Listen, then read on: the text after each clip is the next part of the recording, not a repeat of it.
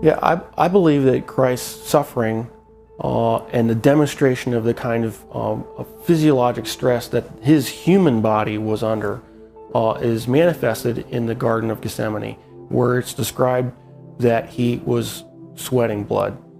And there is a well-documented medical condition in which patients who are under tremendous amount of emotional stress and physiological stress can in fact sweat blood, because little blood vessels within the glands burst and then the blood is expressed.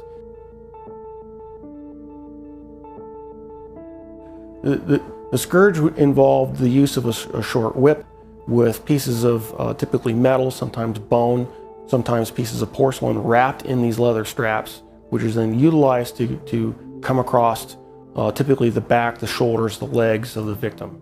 And the first few passes across a particular body part would tear through the skin, the fat, but eventually, once the outer layers were torn away, it would start getting in the muscle and the tendon. And of course, along the way, you're ripping through all the blood vessels that supply all those tissues. And so you're losing blood the whole time. The plant that was described actually had a very long thorn, not the little thorns that we would think from a rose bush. These were thorns that were typically 1.5 to 2 inches in length. The scalp is one of the most vascular portions of our bodies. It had a huge blood supply up there. So then having those thorns shoved down into the, down onto the bony plate would have gone through all the scalp, which in and of itself would have created a huge amount of blood loss. I've seen people actually bleed to death from just a scalp injury.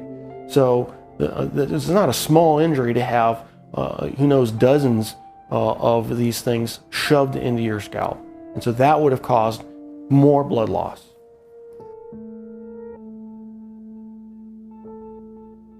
Typically, when a victim has to carry the cross, what has been described in the literature, in actual Roman literature, is they describe they carry the crossbar, and the crossbar is estimated alone was estimated to weigh about 110 pounds. And of course, if your arms are stuck out here, wrapped up on the crossbar, and you fall down, you need help getting up. You just can't get up on your own, because there's no possible way without your arms to get up. So he would have needed help getting up. If he fell over, there's a good chance that he could have hit his chest, which then could account for the possibility of a cardiac injury. Anatomically, we consider the wrists as part of the hand, and so with the placement of the nails between the radius and the ulna at that position, it still fits the definition of being in the hand, and it's in a position in which the nail won't rip out, which you have to have a solid point of fixation.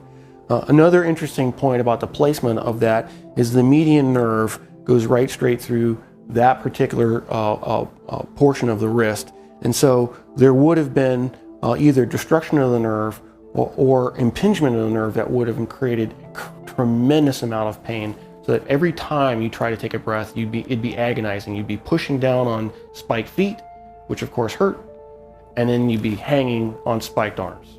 And so you alternate from excruciating pain to excruciating pain every time you take a breath.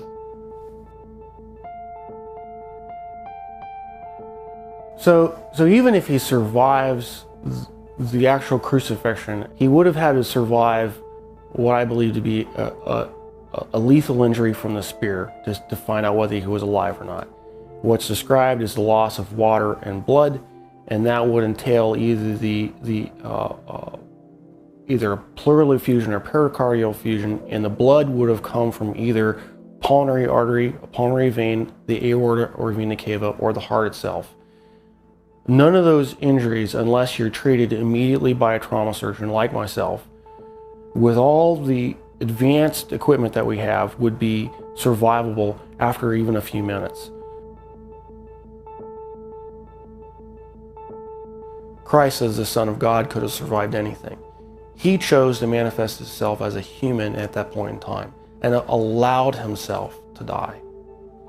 And being human at that point in time, he could not have survived this particular series of traumas. It's not possible. Christ as God could have survived anything they threw at him. But he chose to be Christ, the human, at that point in time to die for our sins. And that given that self-limitation of remaining to be human, he died.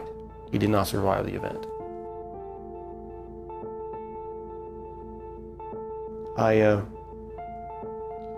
I'm profoundly impacted by it.